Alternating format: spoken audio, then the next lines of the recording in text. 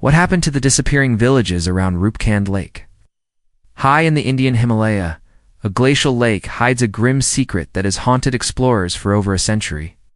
The story begins with the eerie discovery of hundreds of human skeletons scattered on the slopes and shoreline of a tiny, high-altitude tarn known as Roopkund Lake. For generations, local legends spoke of a single tragic day when a caravan was struck by a sudden storm. And those tales mixed with scientific curiosity to create a modern mystery. Modern archaeology and genetic research have added nuance to the narrative by showing that the bones belong to multiple groups who arrived at different times, rather than a single vanished village. Scientists who analyzed DNA and radiocarbon dates argued that at least two distinct events, separated by centuries, explain the deposits, which complicates any simple explanation of disappearing settlements. Climate plays a starring role in this mystery, because the high Himalaya can switch from calm to cataclysm in minutes, and because glacial retreat now exposes remains that were once sealed in ice. An intense hailstorm or flash avalanche remains a persuasive hypothesis for sudden mass mortality, and historical records hint that brutal alpine weather has wiped out smaller, isolated communities before.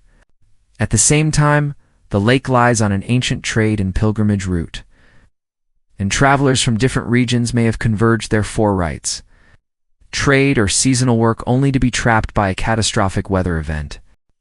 Local memory and ritual matter as much as laboratory data, because families and village elders still tell stories, clear shrines, and perform rites that connect the bones to living culture. The interplay of scientific sampling and respect for local belief has reshaped how researchers approach Roopkund, emphasizing consent, careful excavation, and the importance of returning remains when appropriate. As the climate warms and glaciers recede, new bones and artifacts surface, forcing a reconsideration of past lives and reminding us that landscapes are dynamic archives rather than static backdrops.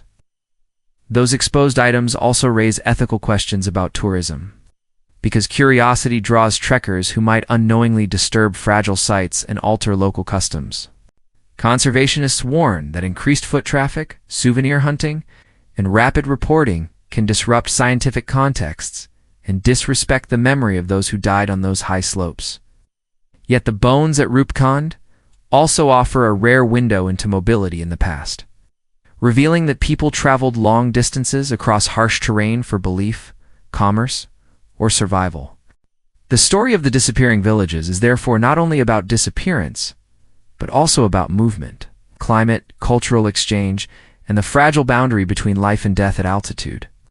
As we learn more from labs, oral histories, and careful fieldwork, the mystery of Roopkund becomes less a single solution and more a layered human landscape to be read and respected. If you found this story intriguing, please subscribe to the channel and leave a like.